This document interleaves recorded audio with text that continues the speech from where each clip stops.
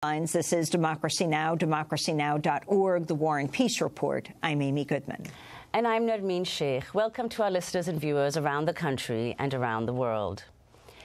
2 months after the United States began airstrikes in Iraq that then expanded to Syria, the Islamic State remains in control of most of the territory it seized and is now threatening to capture the Syrian town of Kobani, just 6 miles from the Turkish border. NATO's new Secretary-General Jens Stoltenberg is in the Turkish capital of Ankara today to join U.S. envoys coordinating the response to ISIS. In a press conference, he denied rumors that NATO is discussing a no-fly zone in Syria. I have, of course, heard and seen that there has been calls for a no-fly zone or a safe zone. It was also discussed in the meetings I had this morning with the foreign minister. I believe there is no simple and straightforward ways out of the problems we are seeing in Syria and around Kobani these days. It has not been on the table of any NATO discussions yet, and it's not an issue which is discussed in NATO. If Kobani were to fall to the Islamic State, the group would be in control of more than half of Syria's border with Turkey. Turkey is under intense pressure to do more to help the Kurdish forces fighting the Islamic State in Kobani. On Wednesday, Pentagon spokesman Rear Admiral John Kirby said airstrikes alone are not likely to stop the militants' advance. I don't know that we're going to characterize the fall of Kobani one way or the other. I think we all understand that that's a possibility, that Kobani could be taken. We recognize that.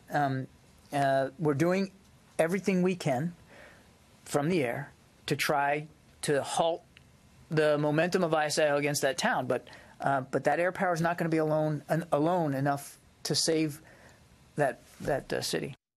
Meanwhile, President Obama met with senior military officials at the Pentagon Wednesday to discuss the military mission to defeat Islamic State in Syria and Iraq. Our strikes continue alongside our partners. It remains a difficult mission. As I've indicated from the start, this is not something that is going to be solved overnight. The good news is that there is a broad-based consensus, not just in the region, but among nations of the world, that ISIL is a threat to world peace, security, and order, that their barbaric behavior has to be dealt with, and we're confident that we will be able to continue to make progress in partnership with the Iraqi government. For more, we're joined by 2 guests. Ghaith Abdul Ahad is an Iraqi journalist working with The Guardian who embedded with Shia militias fighting the Sunnis, the ISIS. And in London, we're joined by Patrick Cockburn, Middle East correspondent for The Independent. His new book is called The Jihadis Return, ISIS and the New Sunni Uprising. Patrick, let's begin with you. Can you talk about the significance of Kobani, a place, at least in the United States, most people probably have never heard of until this week? Well, what's happening there is immensely significant in a number of respects. I mean, first of all, despite what President Obama was saying, that if ISIS, if the Islamic State take Kobani, this will be a victory for them. And this will be their response to Obama saying he was going to degrade and destroy ISIS. I think that what's coming out of Washington saying somehow it doesn't matter and they're going to attack the infrastructure and the control headquarters of ISIS is really a diversion. ISIS is a guerrilla organization. It doesn't have many pentagons scattered over Iraq and Syria from which it controls its operations. So I think that if it does fall, this will be a symptom of a pretty massive military failure. And it's not just in Syria this is happening, that in Iraq as well, it's very little reported because it's so dangerous to go there, that much of Anbar province, this enormous province, about a quarter of Iraq, much of the province that wasn't under ISIS control has fallen since an offensive began on the 2nd of October. So they're very close to, in fact, beginning to get into West Baghdad. So this is really a massive setback that seems to be happening to President Obama's policy for dealing with the Islamic State. Patrick Cockburn, could you explain why? Because many commentators have pointed out that given that the strikes have been taking place, U.S. airstrikes, it's unclear how it is that ISIS is continuing to advance. Well, it's a pretty proficient organization. It combines extreme religious fanaticism with military expertise. And it's an organization that exalts martyrdom, so it can take quite a lot of casualties. Another reason is that despite what President Obama was saying about this great big coalition of 44 countries, that the U.S. has held at arm's length the people who are actually fighting ISIS, such as the Syrian Kurds and the Syrian army and other groups in Iraq and Syria, and their alliance is with those who are not fighting ISIS and say they don't intend to, such as Turkey. So I think that this lack of direct liaison with the people who are fighting on the ground probably makes it much easier for ISIS to withstand these air attacks and for these air attacks to have any accuracy. We're also joined by Ghaith Abdul Ahad, who is a Guardian journalist who was embedded with Shia militias that were fighting ISIS in Baghdad this past summer. Can you talk about that experience?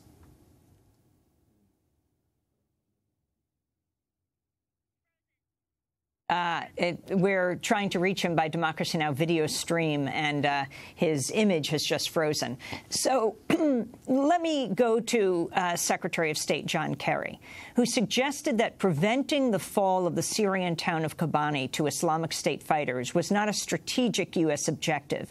He said the idea of a buffer zone should be thoroughly examined. As horrific as it is to watch in real time what's happening in Kobani, it's also important to remember you have to step back and understand the strategic objective and where we have begun over the course of the last weeks. We're literally just coming out of the UN meeting at which we announced the coalition, literally have just been deploying the first efforts to liberate, as you know, a few weeks ago, Sinjar Mountain, the siege on Amerli, the Haditha Dam, the Mosul Dam, and we're very successful in those efforts. Patrick Cockburn, can you respond to what John Kerry said? Yes, I think he's either avoiding the issue or doesn't quite understand what's happening on the ground. I mean, the places he mentions, ISIS didn't really fight hard for. One of the impulses behind ISIS, which makes it attractive to so many Sunni and young men in Iraq and Syria and elsewhere, is that it's a winner, that it captured Mosul with 1,300 men, the second largest city in Iraq, on the 10th of June, when there were 20,000 Iraqi troops and police in it. Now it seems about to win another victory. And I suspect that that's one of the reasons why the Islamic State has been so intent on capturing Kobani, is that they wanted to have a very visible victory to show that the airstrikes were really not holding them back.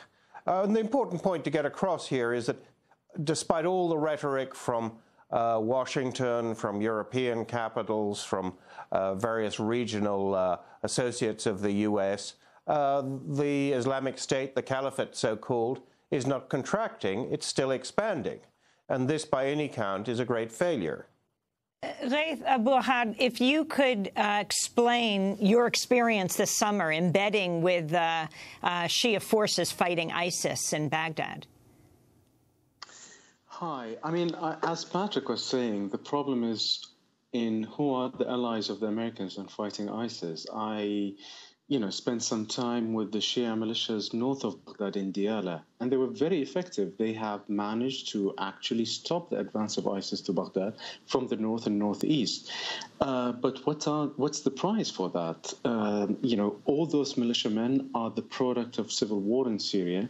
They are so radicalized. They're so militant. They are, keen on sectarian cleansing of the areas north of Baghdad, the mixed Sunni Shia areas north of Baghdad. They are different from all the Shia militias I've worked with before in Iraq. Those are guys who, they don't differentiate between what is ISIS and what's an average Sunni. So your partner in this war against ISIS is basically a sectarian militia that is keen on ethnic cleansing. They took openly of killing the males, military-age people who can threaten or can work as an incubator for an ISIS presence in the area. So that is the problem at the moment, is if you want to fight ISIS, you have to join hands with Shia militias of Iraq. These are not different from your average Serbian militia. We're going to go to break, then come back to this discussion. Iraqi journalist Ghaith Abdulahad, embedded with Shia militia this summer, fighting ISIS. We're also joined by Patrick Cockburn in London, whose new book is called The Jihadis Return, ISIS and the New Sunni Uprising. This is Democracy Now! Back in a minute. Anushka Shankar Rise here on Democracy Now!, democracynow.org, The War and Peace Report. I'm Amy Goodman with Nermeen Sheikh as we continue our conversation with Patrick Cockburn of The Independent, his new book, The Jihadis Return, ISIS and the New Sunni Uprising, joining us from London, and Ghaith Abdulahad, Iraqi journalist working with The Guardian, who was awarded the Orwell Prize for Journalism this year for his coverage of the war in Syria. He's joining us via Democracy Now! Video stream. He worked with, over the summer, embedding with Shia militias around Baghdad and wrote a piece headlined "On the Front Line with the Shia Fighters Taking the War to ISIS." Nermeen? Ghaith Abdulahad, I want to turn to comments that were made by Jeremy Scahill to ask you about who exactly is joining ISIS in Iraq and why ISIS is expanding at the rate that it is. Last week, Democracy Now! Spoke to Jeremy, who first reported from inside Iraq before the 2003 U.S. invasion. He pointed out that a number of former secular Ba'ath Party members were now fighting in ISIS. Let's go to a clip. The Obama administration, in engaging in this policy, is continuing a Bush administration outcome of the decision to invade Iraq, and that is they're empowering the very threat that they claim to be fighting. Who is ISIS? What is this group made up of? Is it just people that are radical Islamists that want to behead American journalists? No. One of the top, and this almost is never mentioned in corporate media coverage of this, one of the top military commanders of ISIS is a man named Izzat Ibrahim al-Duri al-Takriti. Who is Izzat Ibrahim? Izzat Ibrahim is the leading Ba'athist who was on the deck of cards that the United States has not captured. He was one of Saddam Hussein's top military commanders. He was not just some ragamuffin Ba'athist. He actually was a hardcore general in the Iraqi military during the Iran-Iraq war, and he was a secular Ba'athist. That was Jeremy Scahill speaking to Democracy Now! Last week. So, Ghaith Abdulahad, could you talk about the former Ba'ath members who are joining ISIS, and also go back to the point that you raised earlier about the extent to which Shia militias in Iraq are now fighting exclusively along sectarian lines? Well, Nasreen, one of the biggest, things we know about ISIS is what ISIS are telling us about themselves. We don't know anything about ISIS from the inside. Everything we seem to know about ISIS is what ISIS is reflecting about itself. So the whole issue of the Ba'athis joining ISIS is, it's a valid point. But also I would like to, if I answer Jamie's point, it's ISIS is not one monolithic organization. The insurgency, the Sunni insurgency in Iraq, as Patrick knows very well, is not one dominated by ISIS. I went to Ramadi a few times before the fall of Mosul, and let's remember that the whole Sunni war against the central government had started back in December 2013. So in 2014, I went to Ramadi, and Ramadi had already fell out of the control of central government. The government had few bases inside the city, but the streets were controlled by the insurgents. Who were the insurgents? They were a coalition of Ba'ath army officers, former generals, different groups of the insurgency, all having their grievances with the Shia-dominated government in Iraq. So the war that ISIS is raging on, at least in Iraq, on the Iraqi government, is a coalition of many different tiny little wars. The Sunni insurgents in Ramadi are different from the Sunni insurgents in Diyala. The Sunni insurgents in Mosul are different from the guys in South Baghdad. So everyone has his own grievances against the central government of Iraq. Yet ISIS have managed to include them all under single one umbrella. So that is one, very important point. If we decide, if you decide, if America decide to fight ISIS as this monolithic organization, it's bound to fail. Fragmented into its own components. What are the people of Ramadi fighting for? When I was in Ramadi in April, it wasn't a Sunni-Shia war. It was a Sunni-Sunni war. Sunnis allied with the government of Iraq, Sunnis allied with the insurgents. Why these people of Ramadi are fighting against the central government of Iraq? Because the unequal distribution of wealth and economy, amongst the tribes of Ramadi. The people of Diyala and the people of South Baghdad are fighting for a different cause. They're fighting because they see their area dominated by the Shia. While in Ramadi, you don't see any Shia. So that's the main point that I would like to make is this is not one monolithic war that stretches from the borders of Iran all the way to Lebanon, to Baalbek. This is a combination of many different local wars. And if I want to go back, sorry. And again, do you think there's a military solution here?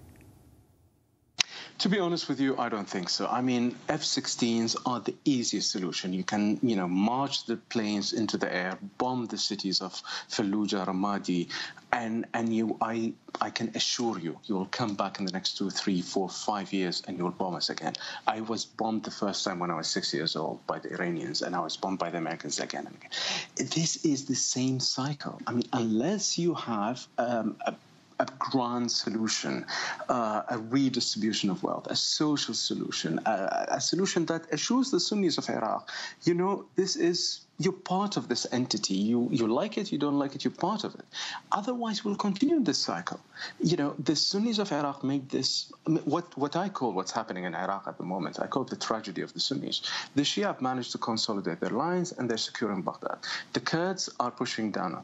But tell me how the Sunnis of Mosul and Ramadi will manage to get rid of ISIS without destroying their own cities. So you need to assure the Sunnis, you need to bring the Sunnis to the table and hold the lawyer Jirga or whatever and tell them there is another solution. They've done this mistake in 2003, 2004, allied themselves with Al-Qaeda. They did the same mistake in Syria in 2011, and now we're back in 2014. And Ghaith Abdul-Ahad, can you say, do you hold out much hope for the new government of Haider al-Abadi and his ability to integrate the Sunnis more successfully than Nouri al-Maliki did? Well, Nisreen, Haider been making all the right noises. He disbanded all this authoritarian apparatus of Maliki. He disbanding the supreme military command post that he was holding, that Maliki was holding. So he's doing all the right noises. But the problem in Iraq, and Patrick knows this probably more than I do, is it's not a problem of a person. It's not Abadi versus Maliki. The whole institution, the whole system is so rotten to the core. Every single soldier is appointed after paying a bribe. Every military officer is appointed after paying a bribe. And the bribes are still being paid. If we go to the, so the system of Iraq is a rotten system based on corruption. If we go back to the militias, in June 2014, Iraq had 4 main Shia militias. At the moment, as we speak, Iraq has in the vicinity of 20 to 30 militias. So the same fragmentation that happened on the Sunni side in Syria amongst the rebels is happening in Iraq now. Why? Because people are pumping money in to go fight ISIS. So businessmen, tribal sheikhs, will just create their own militias to go fight ISIS, and because it's a source of money. The Americans now in Istanbul, in Amman, are shopping amongst former Iraqi generals, tribal sheikhs, who is willing to come and fight ISIS. By pumping money, you're just creating another layer of warlords to be added to the zillions of warlords who already exist in the Middle East. I know what I say kind of sounds kind of too romantic, but at the moment, by sending more weapons, sending more money, you're just adding to the fuel of the war. You need a social contract with the Sunnis of Iraq. Speaking at Harvard University last week, Vice President Joe Biden accused Saudi Arabia and other U.S. allies of funding Islamist groups in Syria and Iraq. He went on a kind of apology tour this week, talking to Turkey, the UAE, the Saudi Arabia. Let's go to a clip of his speech. Our biggest problem is our allies. Our allies in the region were our largest problem in Syria. The Turks were great friends, and I have a great relationship with Erdogan, which I've just spent a lot of time with. The Saudis, the Emiratis, etc. What were they doing? They were so determined to take down Assad and essentially have a proxy Sunni-Shia war. What did they do?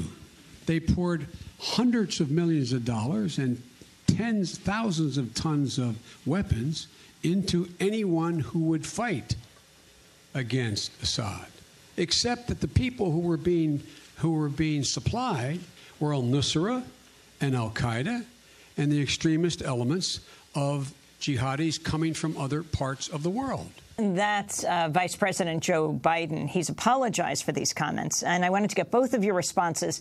Patrick Cockburn, you wrote a piece, ISIS militants. Twitter provides one of the few forums in which Saudis can discuss what they really feel, and it says they blame the clergy for ISIS. And I wanted to get Ghaith Abdul-Ahad's response as well, but Patrick first. Well, yes, the ideology of ISIS is very similar to Wahhabism, the variant of Islam, which is prevalent in Saudi Arabia, which is hostile to Shia, is hostile to Muslims who do not have the same tenets as Wahhabism, is hostile to Christians and Jews.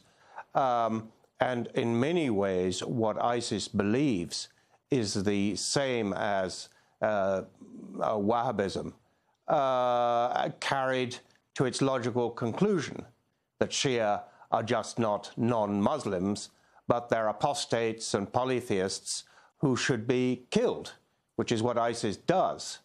So there is a very strong connection in the ideology of Saudi Arabia and that of ISIS. Of course, there are other connections too, as Biden pointed out, and although his apology has not been quite full, what he says, is obviously true.